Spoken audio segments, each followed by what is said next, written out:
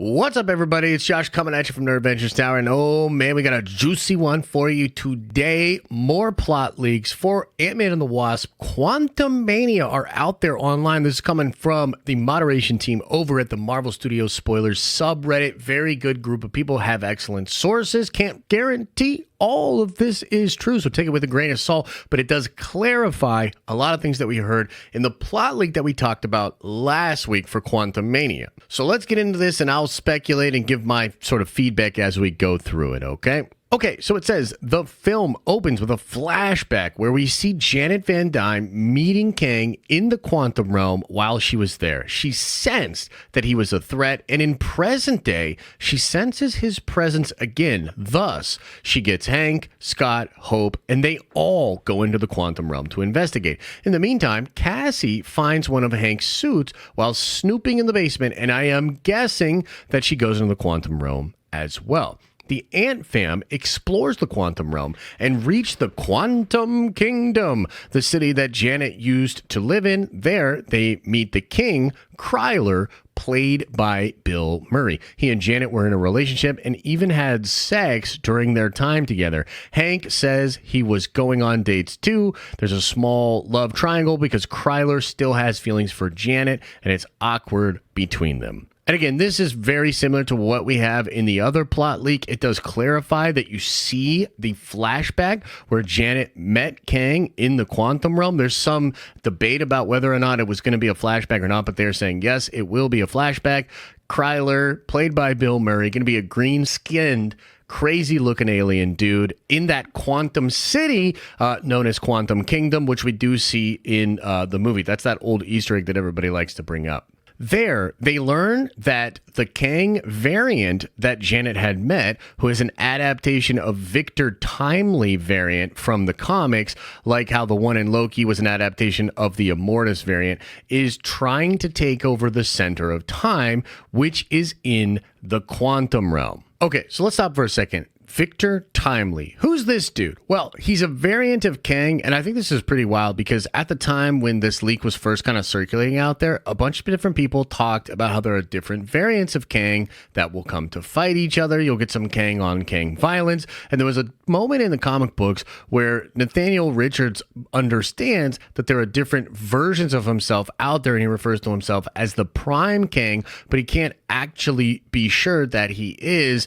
And, you know, this time travel, multiple variant stuff gets very, very weird. But the character of Victor Timely was a variant of Kang that goes back to the year 1901 in the United States and establishes a town called Timely. And he eventually creates a company that does advanced robotics and technology that ends up permeating through the history of the Marvel Universe. He's involved in creating the first Human Torch. Some of his technology goes to Roxxon. Some of it even makes the mechanical arm that Misty Knight uses.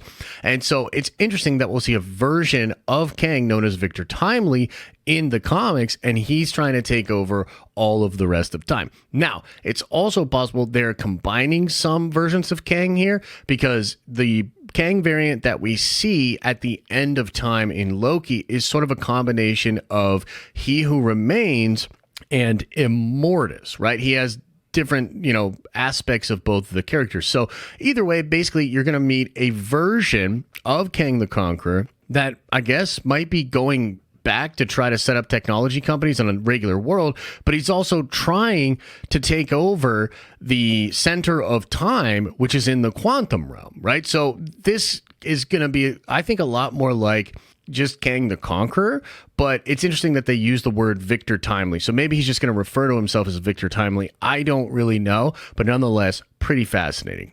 Now, it says here Kang has MODOK at his side in his second in command, and he looks like a very comic-accurate version of MODOK, but he has a different history. The MODOK is Corey Stoll's character from Ant-Man 1, Darren Cross, who, goes into the quantum realm. He never dies, and instead is disfigured, and he ends up looking like MODOK. So imagine like a disfigured version of Darren Cross that is compiled and put together with the big head in the MODOK looking thing. That seems to be what we're getting with MODOK. MODOK, of course, has a personal agenda, and he wants to take revenge from the Pyms and Scott, so he betrays Kang, joins with the heroes to help them defeat Kang. The heroes have an army by their side, raised by Krylar, but the army fails, so the Ant Fam summons an army of ants to help them win the fight. Okay, so we also heard that this movie is going to be absolutely crazy and grand in scale with this big battle here between Kang the Conqueror and the forces of Krylar and the Ant family, and that's going to be pretty sick, but then you're going to have this basically army of ants come in and help them out. I don't know how you guys feel about that. Like, it's right on the edge for me of like, okay, I can see how this would work and be really cool, but also an army of ants defeating Kang the Conqueror. I don't know, fam. We're going to have to see how that one goes. After Kang is defeated, MODOK betrays the heroes as well and traps all of them in the quantum realm while he goes free. And that is the end of the film. Although they add here that My Time to Shine Hello said that she heard that Kang is underused in the film and only has a bigger role than Thanos in Guardians of the Galaxy, with MODOK essentially being equally the main villain, kind of like Ronan was in the Guardians of the Galaxy movie. And then there's apparently a setup for Young Avengers at the end of the movie, right? That's the big thing. So while this isn't too much different than what we talked about before, it does clarify a few things. I love the idea of Quantum City or Quantum Kingdom being that city that Janet was there. Maybe this is how she was able to get some of the powers that she has.